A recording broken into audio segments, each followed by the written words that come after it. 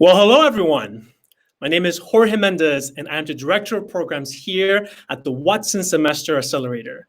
It is truly an honor and a privilege to welcome each of you from around the world to our Fall 2020 Watson Summit.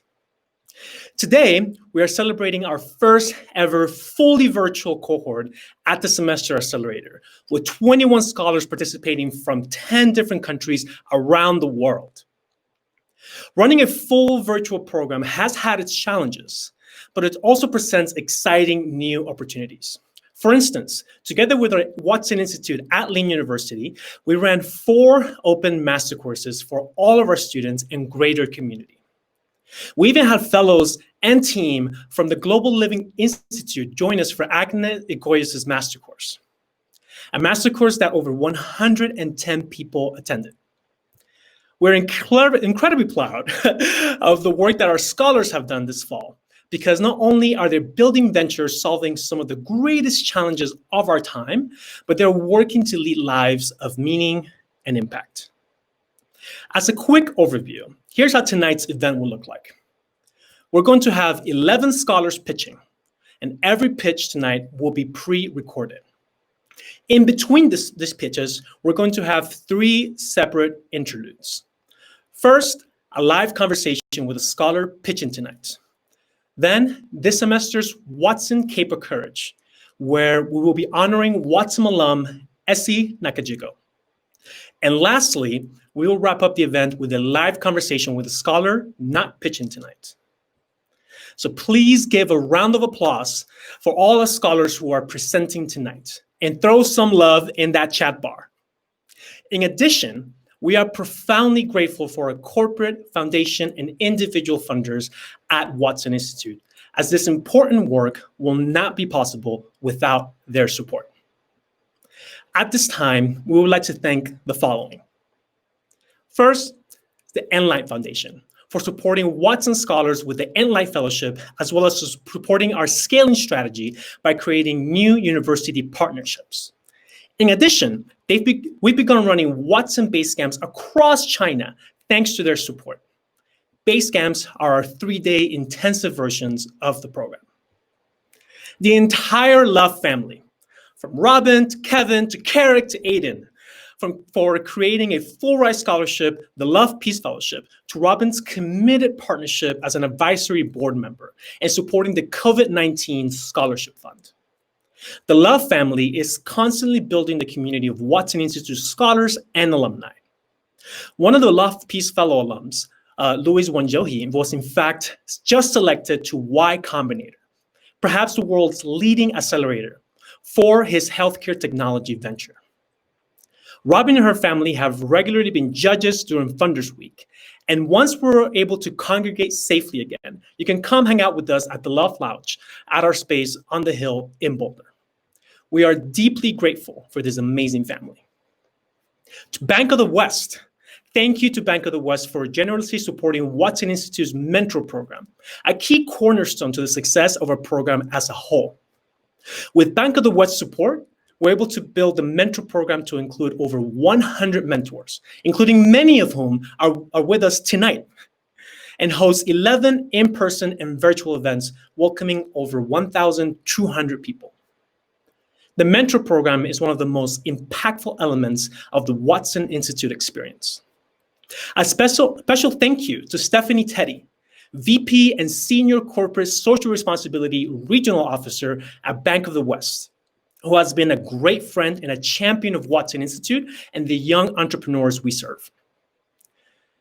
The Anschutz Foundation for generally supporting the mentor program alongside Bank of the West. The Techstars Foundation, a super special partner. They support Watson Institute in so many ways, including supporting the Boulder Base Camp, judging summit pitches, and providing institutional funding for our growth. This fall, approximately 10 Techstars team members engage as mentors, as master course teachers, and during Funders Week.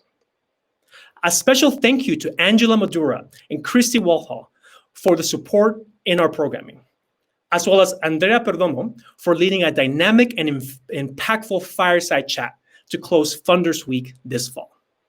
And last but not least, the but Techstars Foundation financially supports, in conjunction with Western Union, our impact on young entrepreneurs in Latin America. The Western Union Foundation, they jointly funded us alongside the Techstars Foundation to run base camps for young entrepreneur leaders in Mexico City at Tech de Monterrey and Boulder, Colorado. The Ford Motor Company Fund. The Ford Motor Company Fund created a Ford Fund Fellowship, one of its distinguished recipients of which you will meet tonight, Robert Watua, who was selected to receive this prestigious fellowship this fall. And later tonight, you will hear about how he's using recycled plastics to create affordable housing and construction products. This is a full ride fellowship and living expenses for scholars to attend the Watson Institute and advance their ventures. Robert is the third Ford Fund Fellow at Watson Institute, and all three of them have been awarded seed funding during Watson Institute's Funders Week, which demonstrates their potential and impact. Cliff Lewis. Cliff is the mother of Robin Luff and grandmother of Aiden and Carrick Luff. Thank you for your generous support for Funders Week and seed funding for the scholars, many of whom you will see present this evening.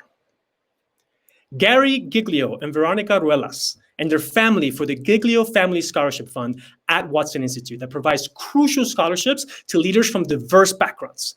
Thank you to the entire Giglio family. Bamsi and Nirmala Sisla, who created the Sisla Tech Fellowship. Kyle Lefkoff and Brad Feld for co-founding the Tech Fellowship at Watson Institute. Kyle has also been an MVP master course teacher at Watson Institute, where he leads what we call the Lefkoff seminars.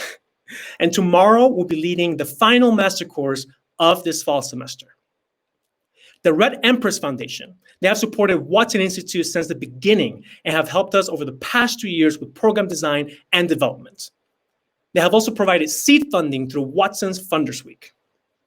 The Wolfson Foundation, we're grateful for the entire Wolfson family for their generous support in creating the Wolfson Foundation Scholarship Fund at Miami-Dade College.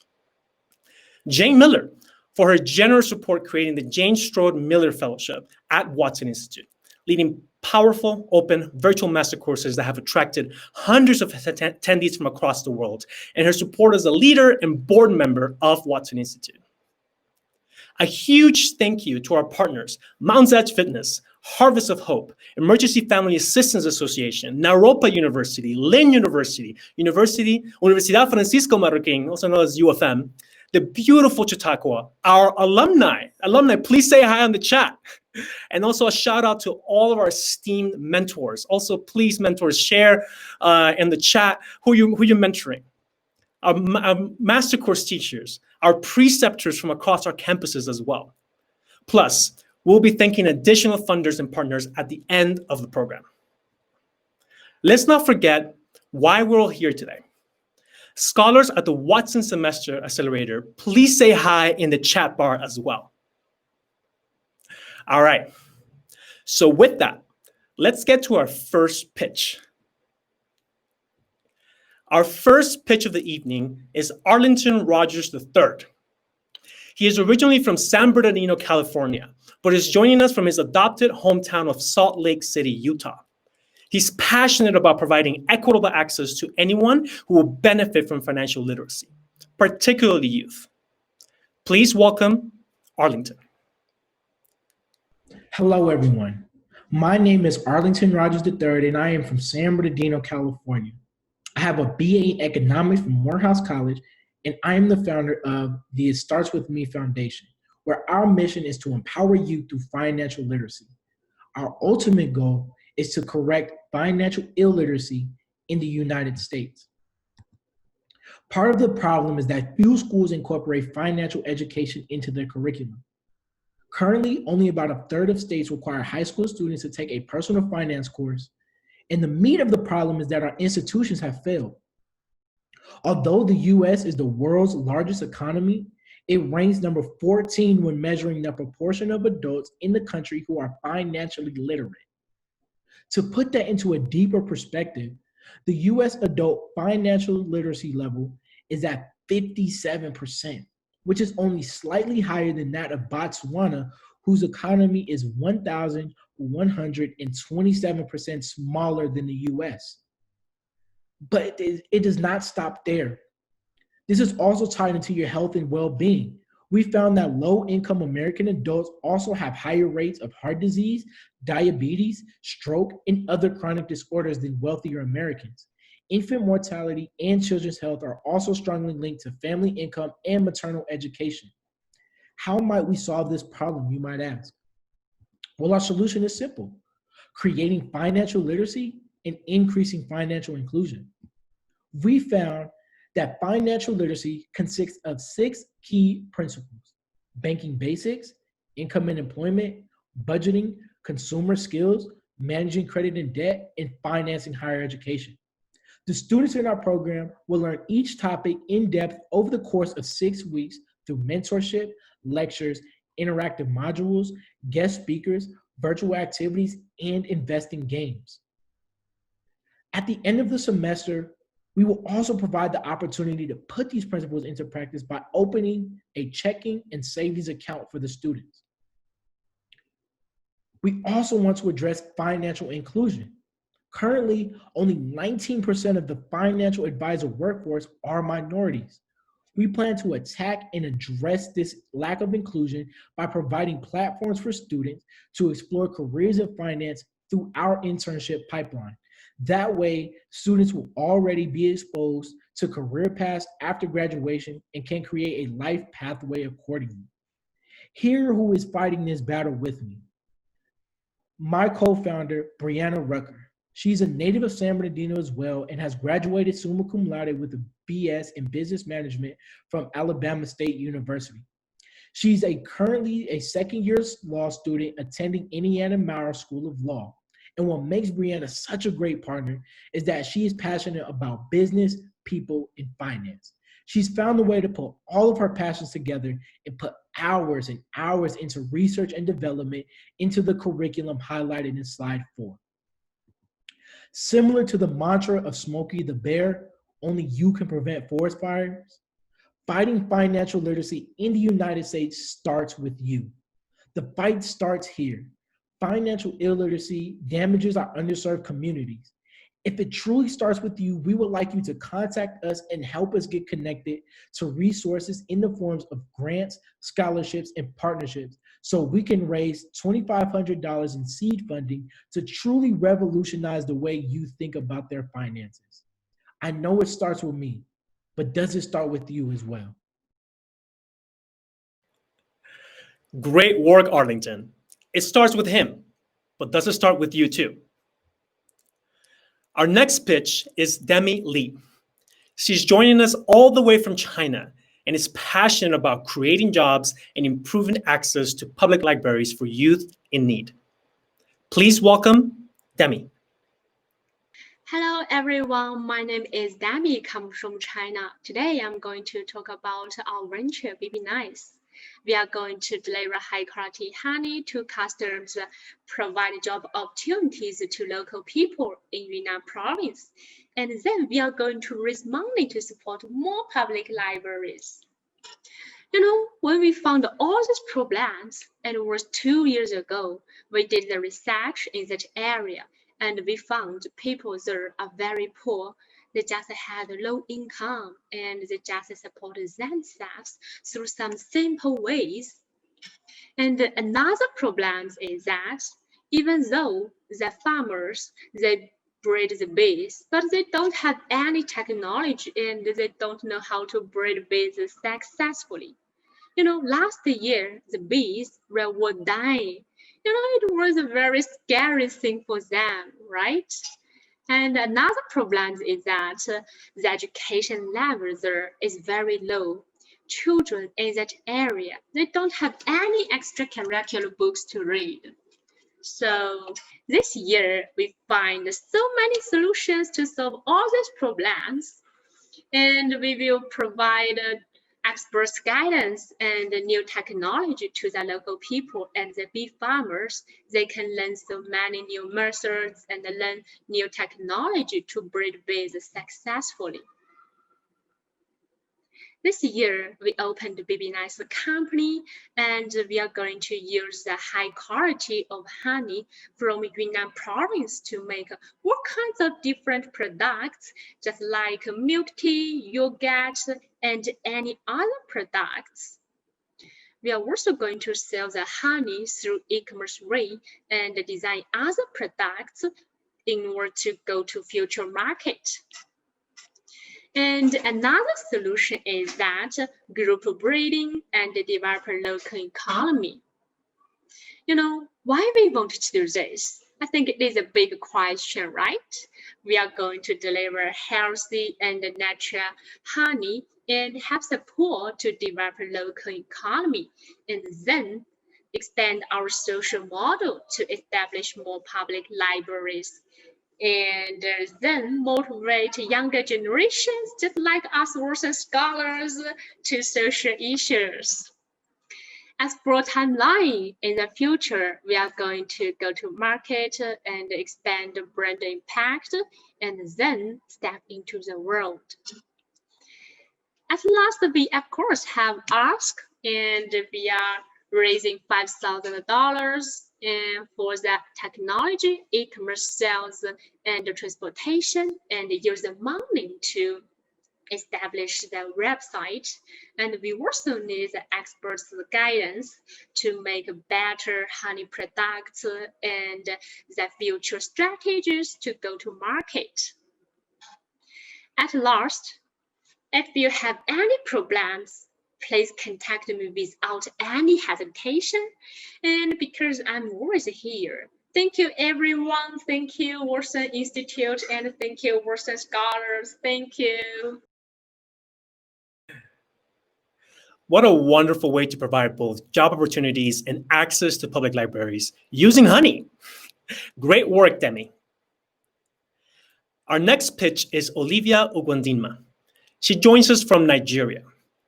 Olivia has a knack for storytelling and is passionate about inspiring youth to take action and improve both themselves and their community. Please welcome Olivia.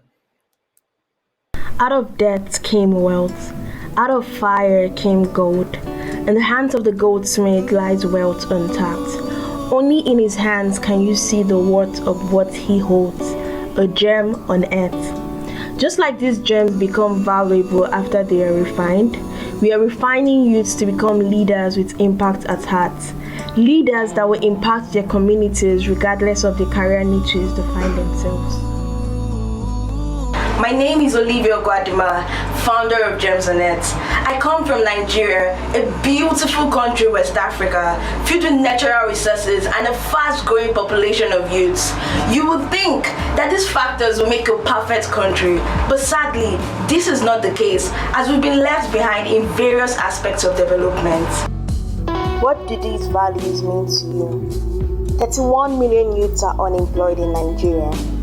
13 million are in secondary schools, and every year 1 million graduate. How do we get these youths involved in global action? Introducing our solution, Gems on Earth. Gems on Earth is an organization for teenagers in secondary school. We inspire, educate, and encourage the implementation of the Sustainable Development Goals using storytelling, trainings, and social impact. Gems on Earth's learning pathways include inspiration through our podcasts, blogs, and social media handles. Education, which is achieved through the Gems on Earth clubs, volunteering groups, mentorship, and workshops. Implementation through the projects, competitions, and internships. At the Gems on Earth club, we learn about the Sustainable Development Goals, personal development, skill development like storytelling, writing, teamwork and negotiation, and project implementation, where these students implement all they've been learning into real life problems. Gems on Earth podcast is focused on inspiring positive action in youth through storytelling. So are you an impact-driven youth looking for ways to harness global opportunities, looking to gain clarity on your purpose and become a leader who wants to impact your world? Listening to the Gems on Earth podcast is what's in for you. As of December 2020, we've had over 1,000 listeners on our podcast and 42 email subscribers. We generate revenue using the club membership fees, grants, podcast Patreon, sponsored ads on our podcast, and partnership. In the future, we are looking forward to establishing partnerships and gaining funds that will help us create clubs in 2 schools in Nigeria starting from the year 2021 and be able to hold yearly competitions and conferences. We are also looking forward to featuring over 100 change makers on the Gems on Earth podcast and launch our podcast Patreon by January 2021. We are also looking forward to amplifying our impact across various secondary schools in different states in Nigeria. We need $3,000 to create these clubs in 2 secondary schools in Nigeria and run our podcast simultaneously. Subsequently, we need $20,000 to run these clubs in 5 secondary schools in Nigeria across 5 states with our podcast. Also, you can listen to the Gems on Earth podcast across all podcasting platforms, and you can reach out to us with the numbers on the screen. Thank you.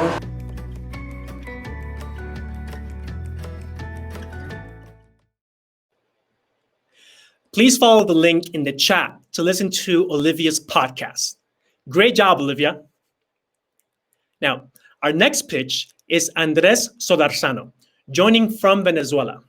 His purpose is to inspire others so that together they can change the world towards something better. Please welcome Andres.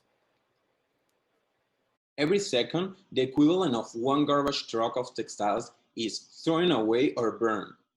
That is more than 31 million trucks per year. With that issue in mind, Pepe was designed in 2018, giving a second chance and making something special with my grandpa's clothes. But in the current Venezuela, 80% of the population are poor and the minimum wage is not even $1 per day.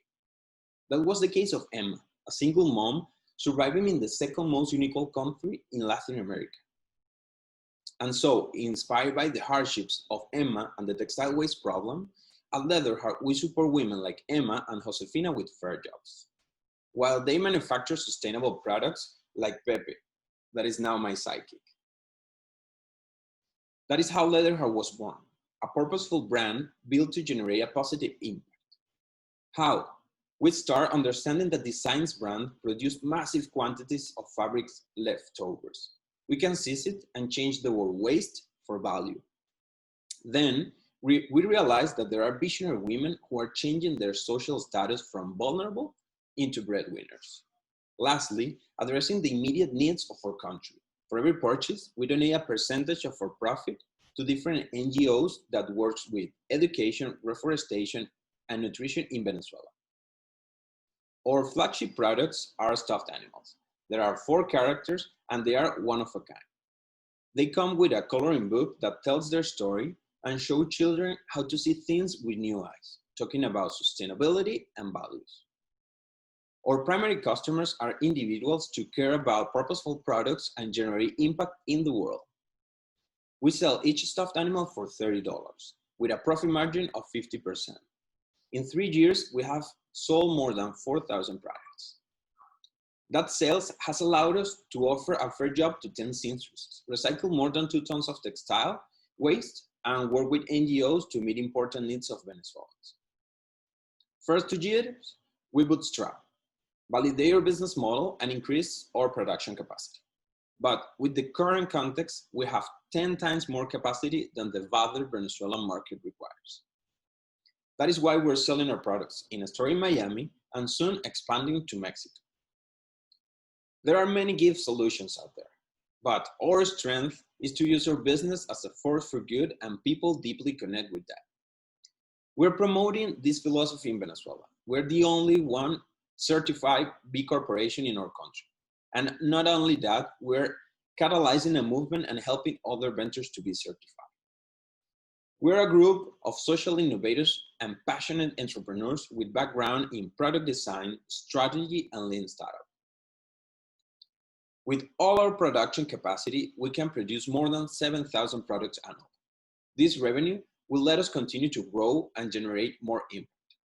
One of the principles of B Corps is no margin, no mission. Like Emma, some of our interests didn't know how to solve before met us. And now they have a fair job and a purpose to thrive and keep moving forward. We have done this with 10. Imagine when we could offer this to thousands of people like Emma.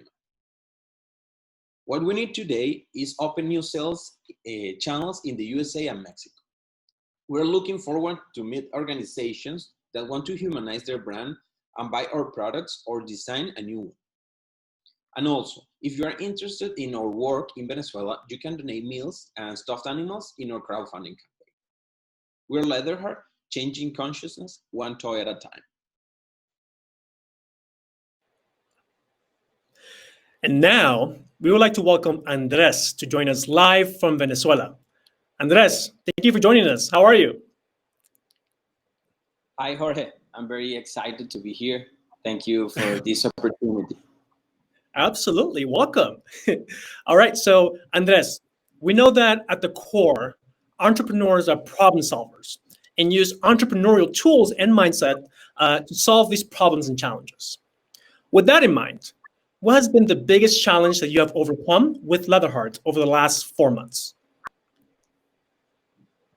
Well, I think that it's a tricky one because if I think about this whole year, the entire year has become in one of the biggest challenges in my entrepreneurial journey, to be honest. It has been really tough, but I think every challenge gives us the opportunity to grow. And during the pandemic, our sales dropped 80%. And we had to reinvent ourselves to keep giving jobs to our seamstresses and also to generate more impact. And that is how Dr. Pancho and Dr. Pepe were born, to teach about health and well-being, and also donating hand sanitizers and face masks with every purchase. But we didn't stop there, because one of our principles is to always do more. And that is why we wanted to be in a program like the Watson Accelerator. And finally, to answer your question, our biggest challenge in the last 4 months was to maintain a balance between the business or crazy country plus pandemic and the Watson duties that are really demanding, but in the end make you grow as a person and also as an agent of change. Great. Thank you, Andres. And I love the new introductions of the doctors. Now, Andres, we're intrigued to know what's been the biggest or the best lesson that you've learned during your time at Watson? Okay, well, let me tell you about something that a lot of people don't know. My personal purpose is to be a more integral person and to experience new things and always learn from them. And my entrepreneurial purpose, you already said it, but I'm gonna repeat it again, is to inspire others so that together we can change the world for the better. And to be honest, 4 months ago, I wasn't clear at all about my purposes in life. I was living like in automatic, as most of the people do. And for a period of time, that it's okay. But in the end, you feel like something is missing. And how are we gonna change the world for the better if we don't know what really drives us? And imagine how powerful it is to venture the urgent challenges of our time with certainty and courage. And Jorge and the team, you really know what that is, because that is the motto of Watson: protect your courage. And I want to thank you for that and for giving us new lenses to keep building our entrepreneurial journey as social entrepreneurs. Well, absolutely. Thank you, Andres, and thank you and the rest of the cohort as well for leaning into the process. Appreciate it. I do have one more question for you. So based on your journey, the one that you've had thus far with Leatherheart and with Watson, what advice would you give an aspiring entrepreneur, many of whom are currently watching right now? Okay, well, I think being an entrepreneur is a constant state of a growth mindset. Because as entrepreneurs, we never stop learning and growing. And failure is around the corner. It is almost like the daily basis of the entrepreneurial journey. We are so used to receive no for an answer that just strengthen us. So this mindset will nurture our resilience and let us keep on this continued path looking for a yes. So if you have like this type of resilient blood and want to change how things are doing right now, just join this lifestyle and enjoy the ride. Well, Andres, thank you so much for joining us this evening and sharing your experiences and insights while leading Leatherheart. Appreciate it. Thank you, Howard. See ya. Take care. Well, our next pitch of the summit is Lorena Li.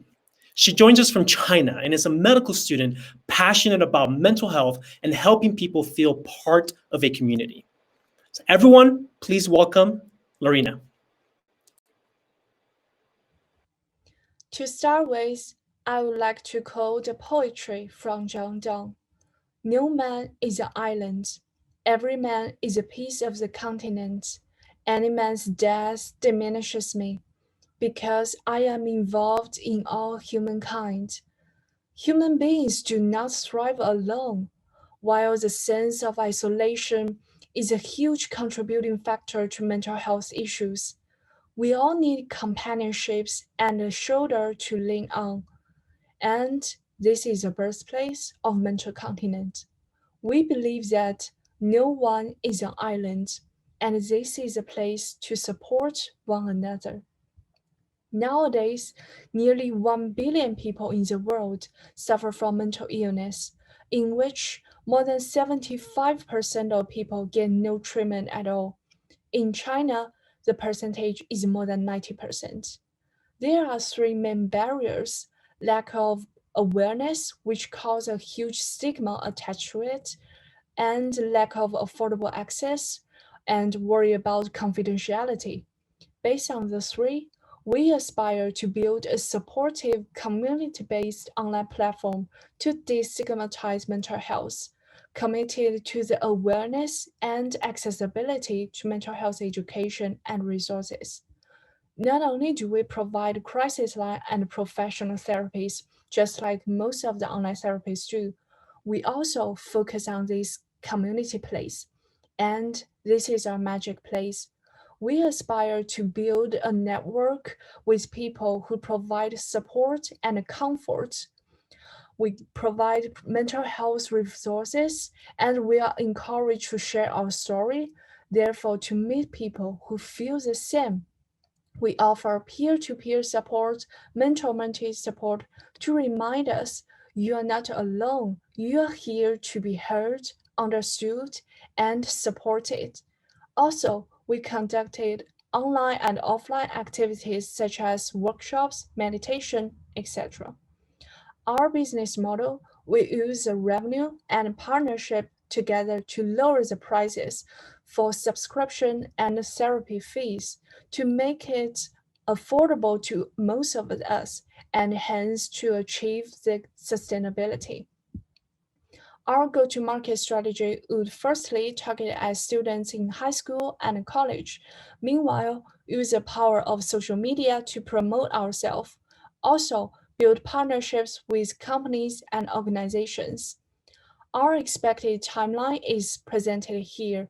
Now we are designing our website and preparing the mental health resources, and will officially launch the website in January next year.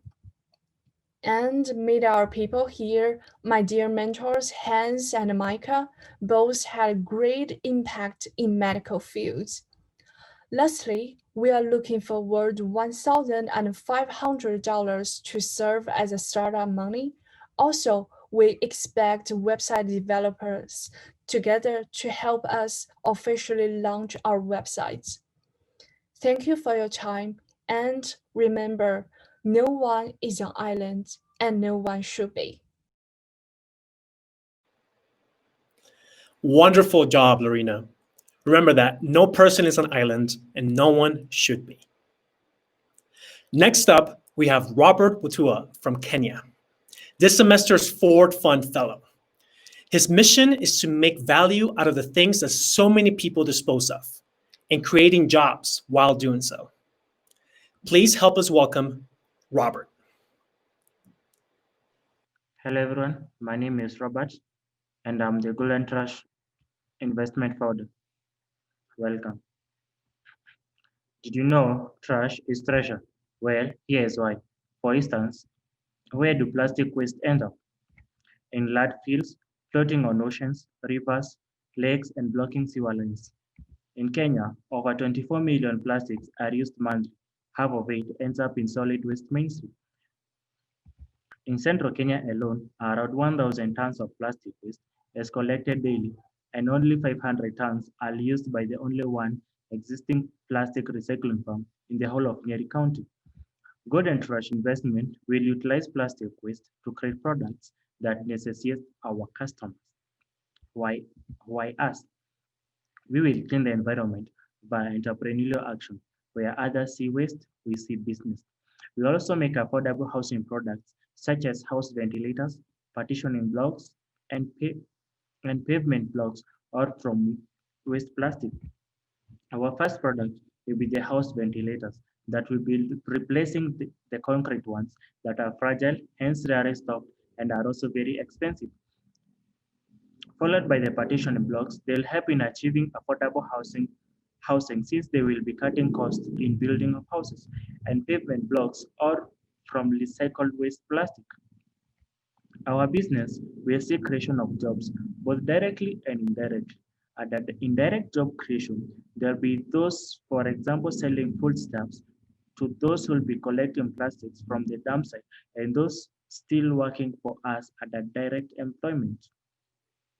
And those at a direct employment will also earn a living for their families. Hence, this will have a ripple effect on the local economy. From collection of plastic waste, the final product will be utilizing the local skills. Our business model is diverse, business to business and business to consumer. At the business to business, we have handwares and construction companies where we'll be taking pre-orders, make and deliver our goods. Under business to consumer, we have individuals having their constructions to whom we'll be selling our products to. Within our 3 weeks in business, we managed to make a sale of 18 ventilators to individuals having constructions, got pre-orders from 3 hardwares out of the 5 interviewed, got 2 other pre-orders from construction companies out of the 5 interviewed. The pathway forward for us: acquire mass production machine by January 2021, mass production testing by February 2021, and carry out market tests by March 2021. Our total ask is $20,000, $10,000 for machine acquisition and installation, and $10,000 for mass production testing and market testing. We are a team of 2 from different backgrounds. I'm the founder, Robert Carolo, excellent at finance and strategic management, and Elizabeth Atino, an expert at products designing. Thank you for your time. Now I'm sure you're convinced that trash is treasure. Thank you. Trash can be treasure. Wise words, Robert. Good job.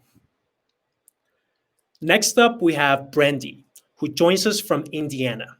Similar to Robert, Brandy's looking to change the way we look at waste. She's passionate about the power that biodegradable materials can have in transforming the economy and positively impacting the environment. Please welcome Brandy. Every living human, animal, and plant on our earth has a common problem: Plastic pollution. Plastic waste kills an estimated 1 million marine birds and 100,000 marine animals every year. The average human eats about 70,000 microplastics each year, which results in many different health issues, including various types of cancer. In 2015, the world produced over 381 million tons of plastic waste, and that number has only continued to grow. In 2017, China announced that it would no longer accept America's recycling due to contamination issues.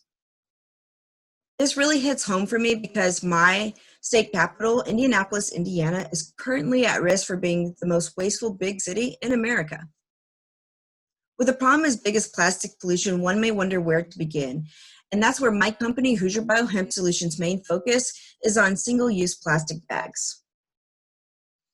Worldwide, 2 million plastic bags are used every minute and only used for an average of 12 minutes before they're discarded into a landfill and can take up to 1,000 years to decompose. And while they're decomposing, they release countless toxins back into our earth. Using design and innovation, Hoosier Biohemp Solutions' mission is to eliminate single-use plastic waste by manufacturing 100% plant-based, toxic-free hemp plastic bags with the circular economy in mind. Our plastic bags will be made with a 25% hemp-filled polylactic acid, which will allow the replacement of petroleum-based bags. This also aids in reducing greenhouse gases by up to 35% for a better quality overall product that's 2.5 times stronger than the average plastic bag. Our plastic bags are also designed to be recyclable, biodegradable, and compostable. This means that they can be thrown away, incinerated, or recycled without the added worry of chemical contaminants. The U.S. hemp bioplastics market is predicted to be at $28 million in sales by 2022, and we hope to capture 2% or $560,000 of that market. To make sure that we're meeting our customers' wants and needs, we're going to make sure that we're certified compostable by the U.S. standards, and then we're going to make sure that we have a strong quality product that is price competitive. In year one, we will secure 50 accounts with small to medium-sized companies with a projected revenue of $560,000. In year two, we will secure 70 accounts with small to medium-sized companies with a projected revenue of $1.3 million. And in year three, we will secure 100 accounts with small, medium, and large-sized companies with a projected revenue of $2.3 million. In month 12, we will break even, and in month 13, we will turn a profit. Looking forward, we hope to secure $5,000 by January of 2021. That way we can start prototype development. And then in February of March of next year, we want to start collecting bids and manufacturing those prototypes so that we're prepared by April of 2021 to start finding an investment of $100,000 while also securing potential company accounts. We are asking for $5,000 for prototype development, which will get us to our next round of investments of $100,000 for machinery and startup costs. We are also asking for passionate and exciting people to come join the company team. The world is in desperate need of our help. By supporting Hoosier Biohemp Solutions, you too are helping to build a more healthy and sustainable future for generations to come. My name is Brandy Lambertson, and my company is Hoosier Biohemp Solutions. Thank you for your time.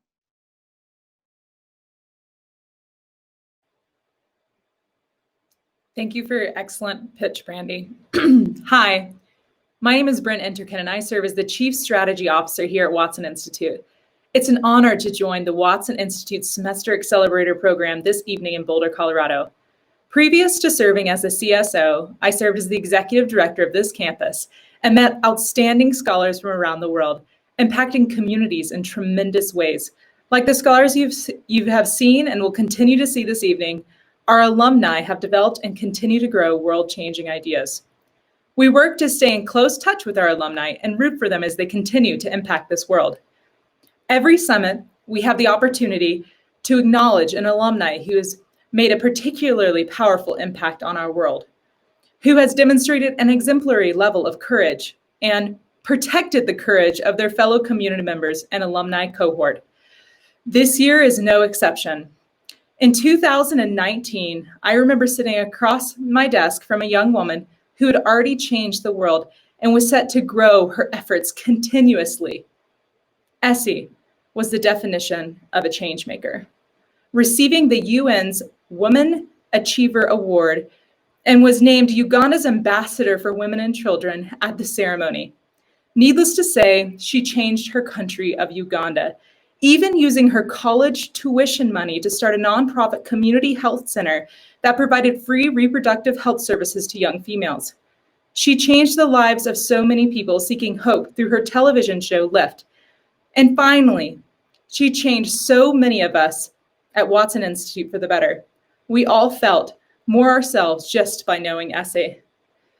Then, as an alumni, while continuing to develop this powerful commitment to make the world better, Essie tragically and unexpectedly lost her life. Essie Nakanjiro is the unanimous winner of this year's Cape of Courage. We are honored to have the chance to give this award to Essie, to help honor her unbelievable and truly courageous efforts globally and at Watson Institute. Please take a moment and write a memory of Essie, if you have one, in the chat, as we can take a moment together to reflect on this outstanding scholar. Next, we would like to share a video as a tribute to Essie, with interviews from alumni Paula Perez, Watson mentor Laura DeLuca, and Watson mentor and advisory board member Robin Luff. Thank you.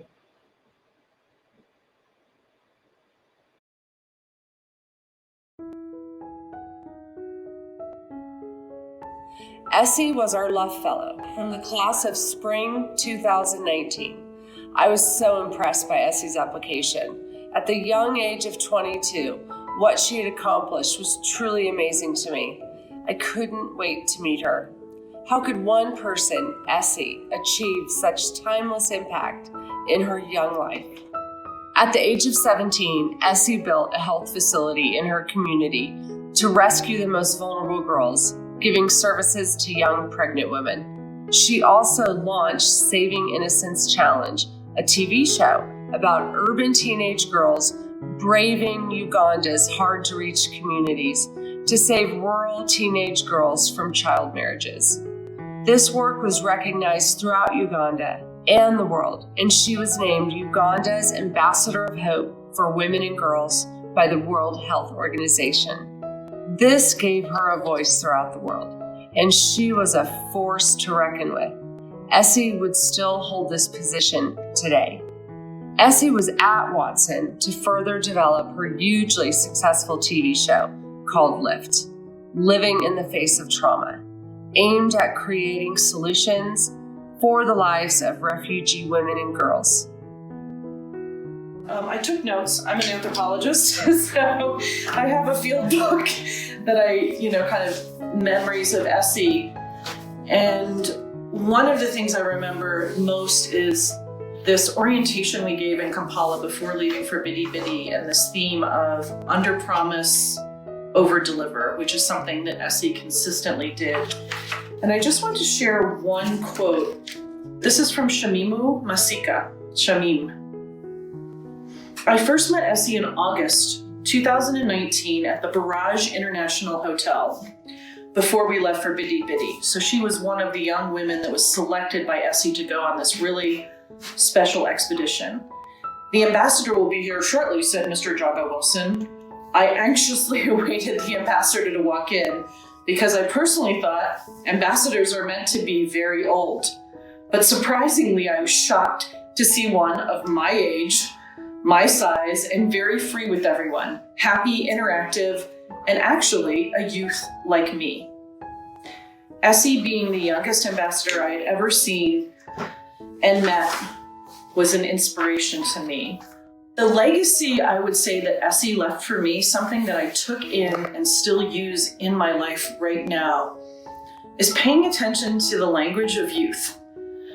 Because she faced some criticism in my regional cultures of Africa and African ethnography of war and refugees, people were like, really? You're going to a refugee camp to make a reality TV show?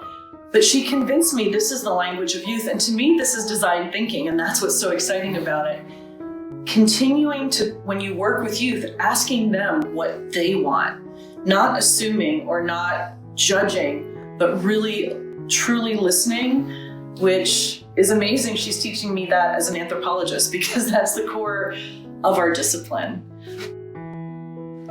Being Essie's roommate while at Watson was, I think, a gift for me and everyone else in the cohort because she really stood out for her energy, for all her compassion, all her strength.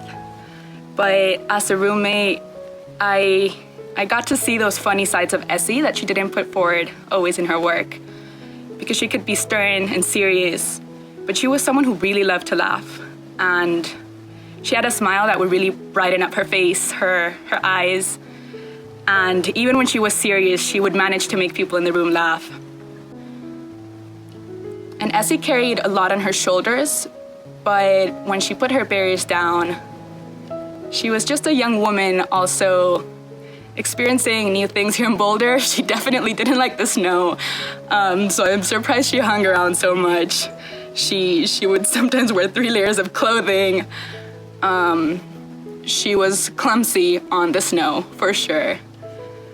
But she was always in the moment and appreciating everything that was given to her. I think, whenever I think of Essie, I think of how that vitality, all that energy was the fuel behind her work, all the love for the girls in Uganda. She was stubborn, she was determined, but what really inspired me about her was all that compassion that was present in her work and in how she behaved with everyone around her. Essie, how many years? So many. Good. Okay. 18. Thank you guys. Let me Hey, take a wish. just blow it. No, wish first. No wishes. You guys are all in my wish.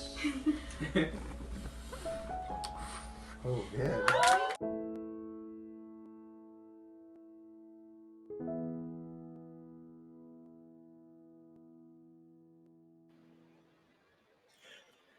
What a beautiful homage to Essie.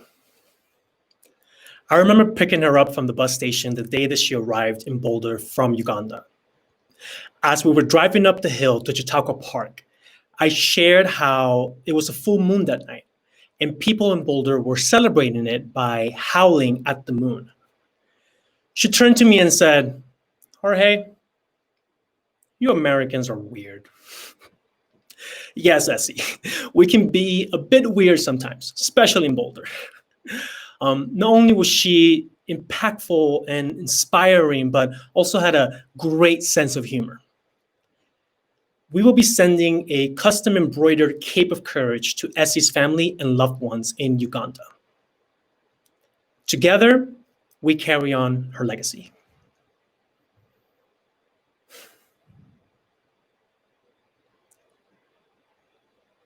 Our next scholar tonight joins us from Mexico. Paulina de Guitao's mission is to create safe environments for teenagers where they can find true friendships and develop the necessary life skills to become the positive leaders that the world needs. Please help us welcome Paulina. Hello, my name is Paulina de Guitao. I'm from Mexico City and I'm the CEO of Macani Mi Lugar. Let me introduce you to Sam. She's a 17-year-old who has big dreams and wants to do something meaningful with her life. She has so much potential to become the change maker that the world needs. The problem is that she's constantly encountering social and emotional challenges, such as anxiety, stress, and extreme sadness. She's feeling lost and unsure of the direction she should take, and she's seeking a sense of belonging. And like Sam, there are 17.5 million teenagers in Mexico who are struggling with some of the same challenges, and they're losing the opportunity to become agents of change. That is why we created Macani, which means my place. For middle school and high school students, Macani provides educational and experiential programs where participants develop life skills such as self-awareness and managing emotions, explore their strengths and interests, and become part of a lifetime community based on support, inclusion, and trust. All of our programs use active learning with 4 key areas. There are content activities. Participants learn by doing. These are designed for them to develop skills and knowledge from different challenges and games. Expert presentations provide the opportunity to learn about the world, develop curiosity, and explore new possibilities. Experiential activities challenge the participants to step outside of their comfort zone and experience their country at a first hand. And finally, by volunteering, participants develop their social consciousness, opening their eyes to the reality of their country and learning that they can be agents of change in whatever path they choose to take. We make money by selling our programs to schools and parents. We plan to include a scholarship option to make the programs more accessible to those who cannot afford them. There are many organizations around the world that work with youth on leadership skills, change-making skills, and personal development. But there are 2 things that set us apart. We are building an inclusive community where the participants will lead and design the experience for their peers. Hannah, Jimena, and myself created an experienced team in the areas of education, social change, and personal development. All of us have worked with youth at different summer camps around Mexico and the world. Our advisors are successful social entrepreneurs, specializing in education, civic engagement, and social change. Our primary service at the moment is a 7-month virtual leadership program, where each participant like Sam will provide us with $778 in profit. And a year from now, when we reach 120 people just like Sam, we will generate approximately $94,000. During the past month, we focused on testing our program and creating a community of teenagers. We did 1 volunteer activity, 3 virtual workshops, and we reached 18 teenagers. All of them said that they want to be part of our community and help us build Makani. And this is only the beginning. We've already established our first partnership with a private school that will run our entire pilot program. Our next steps are to become a legal entity, continue running virtual programs, and establish new partnerships. My ask to you today is to connect us with entrepreneurs and educators, leading programs on personal development and change making. We want to learn from their experience. We're also looking for a $50,000 loan to get started. We will use that money to legally constitute and cover operation costs for a year until we start making money. Makani means my place because we want to be a safe space for every teenager who is looking to belong and become leaders to make a change. And with your support, we will not only be able to serve Sam, but thousands of other young Mexicans who are looking to make a change in their community. Thank you for your support.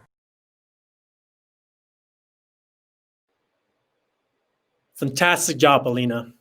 We all wish we had a space like Makani when we were teenagers. So next is Melody Wu. She joins us from China and is passionate about quality education, leading personal development of youth, and helping them find their passion.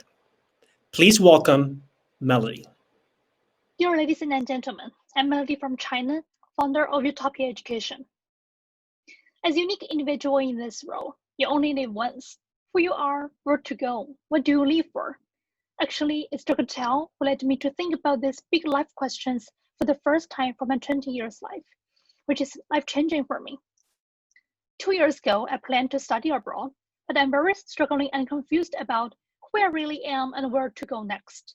What's my real passion and mission in this road?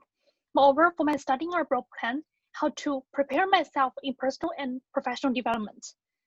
Not only me, there are millions of Chinese young people holding the similar confusions and problems. It also shows that there are dramatically increasing number of Chinese young people studying abroad in the past 10 years. In just 2019, this number is up to 700,000.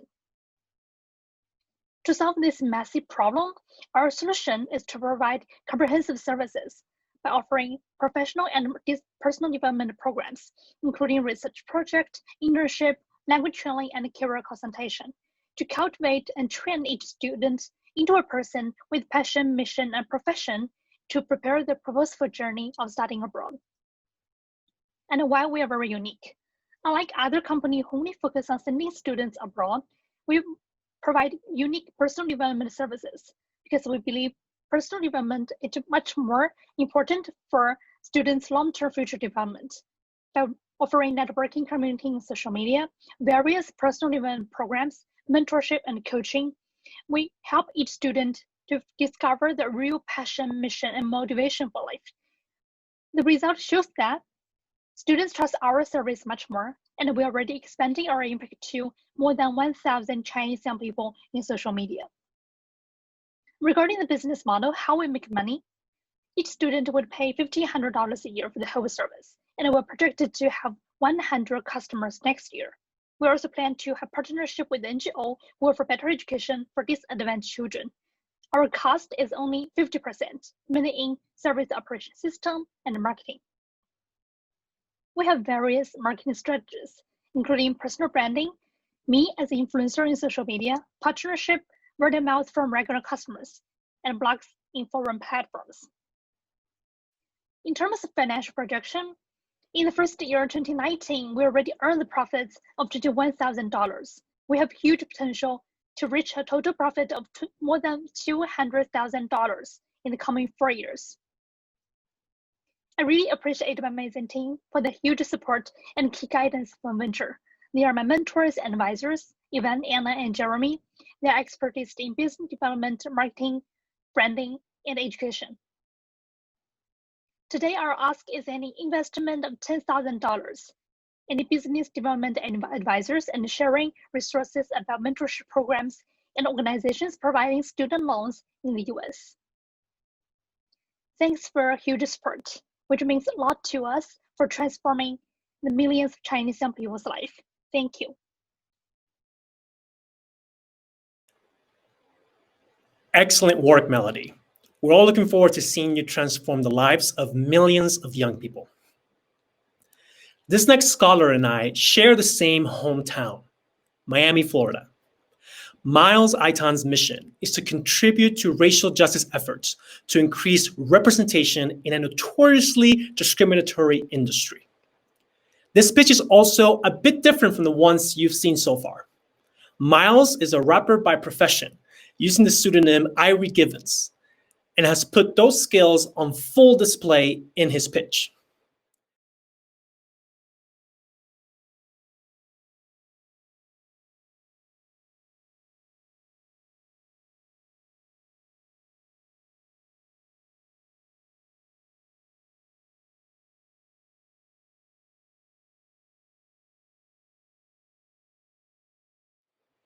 Everyone welcome Miles.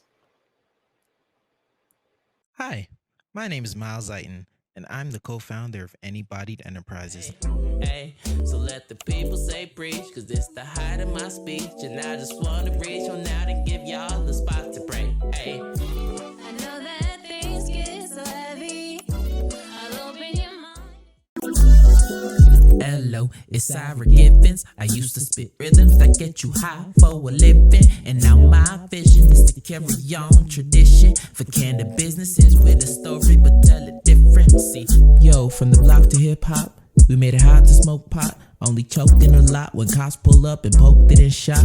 Opened a lot of our black and brown uncles and our pops to drop their stock or else they put up to rot. We'll keep it cool cause that's not anybody this here. Creative marketing agency making content for peers in the cannabis industry, selling service awares. And every dollar we make, we turn and donate a share to black and brown career cannabis getting a fair chance. We discount our services or campaigns to advance professional development for guys like me. We specialize in video, but you should buy my suite. Let's desegregate the industry and fight inequality. You wanna see us get it done? Well, just come and follow me. Love makes the world taste good.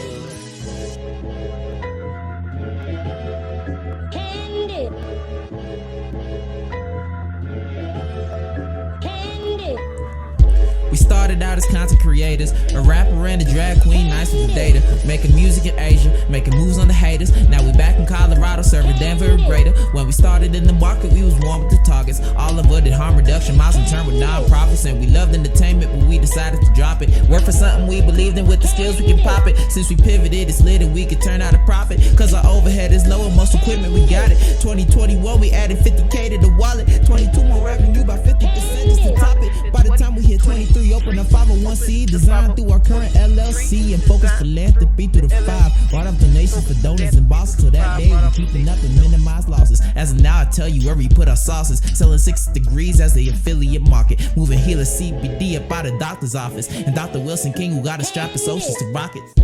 Hey, weren't you guys supposed to be saving the world or something?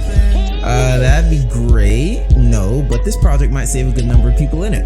Our current example of the goodwill we portion out is our project with Close Friends and Society of Cannabis Clinicians, a nonprofit composed of medical marijuana advocates who practice in the medical field. We're organizing their digital campaign to give away free and reduced continuing medical education courses and credits in medical cannabis practice to clinicians serving Black and brown communities in recently legalized states. We take on these missions because we believe after decades of disproportionate treatment thanks to the war on drugs, Black and brown communities deserve to be reintroduced to the cannabis industry. It's entrepreneurship, it's markets, it's opportunities, and it's medicine. And if us using our design skills to do our civic duty there is saving the world, well, what can we say?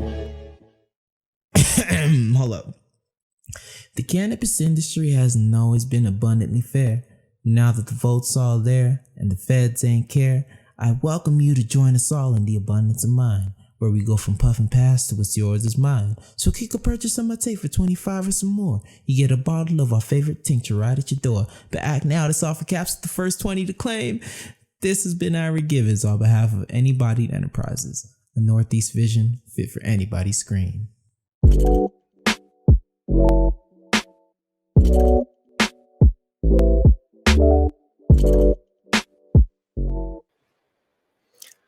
Wow, gotta say, Miles is quite talented. I was jamming. But even more important than that, he's fighting for equity and representation. Great job, Miles. Now, on to our last pitch of the evening. Xiangyang Wan, who is one of our wonderful community advisors, our equivalent to an RA, is working towards making sure that migrant students in China can access quality arts education. Please welcome Xiangyang. I first met Mahu when I was volunteering at a K-12 school for rural to urban migrant students in Beijing. Mahu was a 6th grader. Though his parents come from rural Shandong, Mahu was born and raised in Beijing his entire life.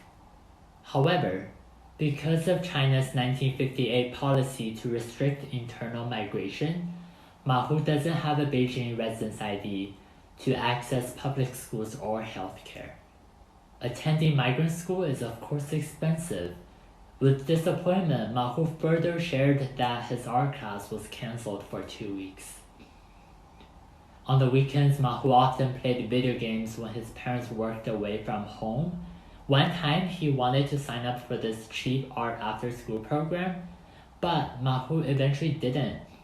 At first, I was disappointed in him, but then he shared that because the instructor cursed at my friend when he couldn't draw a realistic sketch of a peach. Mahu is one of 35 million migrant students in China. After conducting street interviews, focus groups, and research report analysis, we gathered that migrant schools' art education is extremely inconsistent and unprofessional. After-school programs in Beijing are often expensive, and the cheap ones are unstructured. We also understood that the mental health and socio-emotional learning progress of migrant students are below average, according to many researchers. This is why we founded Kaleidoscope in December 2019 to target the education inequality. Photography is the primary medium we use to attract students around Mahu's age who loves everything digital. Working with experts and teachers, we're able to incorporate a diverse range of art media and knowledge into our curriculum. By encouraging students to work collaboratively and encouraging communication, we're also hoping that our curriculum is able to improve the mental health and social-emotional learning development of migrant students. The student is, of course, the center of our attention. Through structured photography curriculum, trained college volunteers, direct partnerships with schools, and grants from Watson Institute and Swarthmore College, we're able to provide 20 hours of photography classes that would cost every student, every migrant family, $79.80 for free entirely. This approach really addresses an urgent need when so many other nonprofits are focusing on reading and English skills, or using simple crafts to satisfy the needs for creativity in migrant students' education. Our team is balanced in terms of educational background, resident or migrant status, gender or sexual orientation. We're ready to launch 4 programs at 2 different migrant schools in March 2021, but we are really thinking ahead to help many more kids like Mahu to access a creative future in many other cities. If you know anyone who could help us legally incorporate as a nonprofit in China, please do not hesitate to reach out to us. The process is going to be challenging, but every one of us, everyone on the Kaleidoscope team is ready to move forward with China's 35 million migrant students in the coming decade.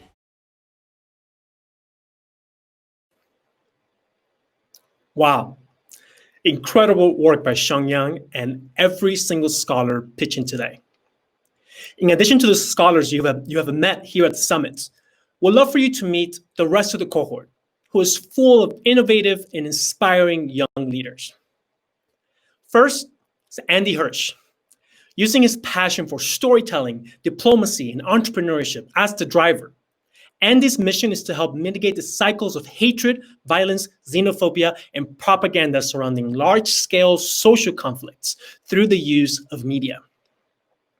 Next is Andy Xu. Andy is the founder of Youth Aura, whose mission is helping youth fully develop themselves in university life and achieve personal, academic, and career goals successfully through customized development plans and mentorship. Arwen Liu. Arwen worked closely with Demi on her venture, BB Nice, throughout this semester. And upon completing the semester accelerator with Watson, will continue her studies in TV editing and directing. Cecile Matabaro. She is passionate about empowering youth with educational opportunities to maximize their chances of entering universities, to further their studies, and break the cycle of poverty. She believes that education is the only thing that can ever change the world and hopes to make education easily accessible to various marginalized groups in her community. Curly Bartierres. Curly is looking to launch Curly Bee Apparel, a sustainable fashion company that gives back and helps others in need. She's taking the next semester off and going back to school in the fall to study business and continue her venture in support of helping youth around the state of Colorado. Nick Bartlocher. Nick will be graduating next semester from Lynn University in Boca Raton, Florida, with a bachelor's in international business and management. He's currently focused on expanding his family's business in Italy to the United States and is looking to continue his education in graduate school. Teddy Mutoka. Ted firmly believes that with financial literacy, youth across Africa will be able to develop solutions to the countless challenges that plague the continent. He's seeking to empower the next generation from an early age through implementing key foundational financial principles through his venture, Finances. Victoria Pavlak. She worked closely with Teddy on Finances as a free agent, and after completing her gap year, is looking to join an undergraduate program. She's currently looking for volunteer opportunities with refugees and migrants, as well as looking to expand her proficiency in Spanish. Willow Miao. Willow is working on a project to alleviate loneliness caused by social isolation for Chinese people who are over 60 through expressive arts therapy workshops. She's looking for an art therapy internship and will continue her undergraduate studies in economics and finances after that. And last, Santiago Vega. His current mission is to develop fair and inclusive pension mechanisms to vulnerable populations in Latin America, promoting financial inclusion and social development that will help close the inequality gap in the region. And tonight, we're actually joined by Santi, live from Mexico. Saludos, Santi. How are you doing? Hola. Hi. Good. How are you? Well, thank you. Very energetic evening. Isn't it? I feel like in a concert, like all the time that some of the guys were like, I was like, oh my God, yeah. Yeah, perfect. I love it. I love it.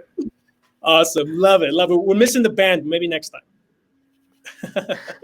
So, Santi, your cohort was the first ever to participate in a fully virtual semester accelerator with Watson. We'd love to learn the following. How were you all able to still build such a strong and robust community while being physically distant? Oh my God. Yeah, it was hard, to be honest. Like, I know that being physically present, it's important, but at the same time, we are this generation that has been very accustomed to use of technology. And the fact that the world is changing now, I feel that created a huge opportunity for Watson to factor this into the educational experience. And I don't feel that we were separated. We were constantly communicating through all different mechanisms. And the fact that we are preparing ourselves to this new normality throughout this virtual world early on helped us tremendously. And I would say that as well, the fact that we were in our countries and regions throughout the course of the semester helped us as well to use better the techniques that we learn at Watson, implementing and iterating constantly while we were here to test our prototypes in each of our ventures. So I think that was good at the end. Yeah, that's a really interesting insight. So tell us more about that. You know, it's been brought up in previous conversations, the benefits of having virtual access to the programming, to the training, to the mentorship, and to the global community, but being able to work on the ground. So Santi, tell us more about that. Yeah, like for example, I mean, I would love to be there like on ski season and like hiking and so on. But at the same time, you are working in a different country, maybe on a different state, and you're trying to get the most of your idea, try to test out easy, like talk to people, do networking. But if you're there, it's kind of being in a bubble, you know, like the fact that you are in your country or region helps you to do like faster prototyping, go over the content that you are learning, talking to people, and enhancing your networking that otherwise you wouldn't be able to do it while you were in Boulder, right? So you will need to finish the program and then fly back to either your state or your country to start retesting, and that will be like kind of an extra time for developing your project. So I think that at the end it plays with us, like the fact that we were in our region's countries. Yeah, that's such a powerful insight to have. And talking about insights, we say that students get the most out of the program based on how much they put into it. So in what ways were you able to put that philosophy into practice? You know what? That was like the first thing that you guys tell us when we are in the first week. And I was like, yeah, whatever. And actually, it was very insightful. I mean, I feel that every person has a different level of understanding of what we're doing. And as we just saw, like there are people that are just going to start their undergrads. There are others in our cohorts that already had been graduated from MBA. So there are differences, right? And each of us took the semester to learn a lot of about ourselves, and we took what we needed. I think that the program is very well crafted and designed, and the Watson team, by the way, is amazing. Thank you guys. So we learned a lot from either assignments, either conversations, one-on-ones. And I believe that it's, I was just trying to find like an interesting analogy. I think it's like a Rubik's Cube, you know, like there are different colors, different ways to see it. You know, everyone could be seeing different part of the cube, but at the same time, at endless is the same cube. It doesn't matter which color are you looking at the moment, but I think that everyone got a great deal of insights and feedback from the whole experience, no matter the how they entered. Wow. Well, Santi, Thank you so much for joining us live from Mexico and for sharing your insights and experiences. You and the rest of the cohort are deeply appreciated. Yeah, thank you. Thank you for having us, and greetings to all of our cohort that we were like having this great experience. And I hope that soon we will like convene and meet in person. At the end, like we miss hugging, right? So like we need to. Absolutely. Well, Santi, thank you so much. Enjoy the rest of the evening. Bye. Okay. See you. Wow. I don't know about y'all, but after all these presentations and conversations, my heart is full and I'm inspired by our scholars, as always. So, as our time together comes to a close, I would like to take a moment to thank the following individuals, partners, and funders. The Watson Board, thank you for your incredible work. I want to thank our board, which includes Jason Griffith, Jane Stroll-Miller, Aaron Krampitz, and Mike Miles, who also pioneered with us the investment structure to launch Watson Institute at UFM in Guatemala.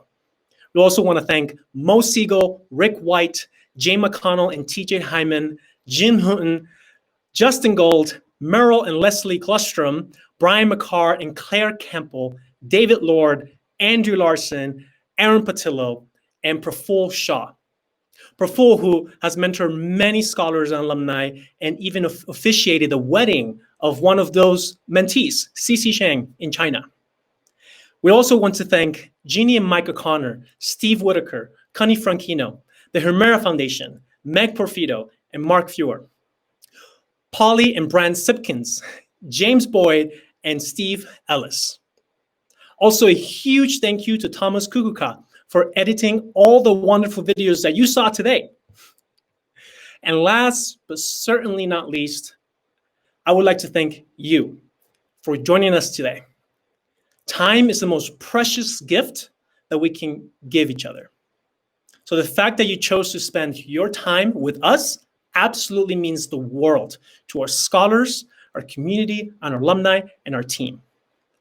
So thank you. And we look forward to seeing you in the spring.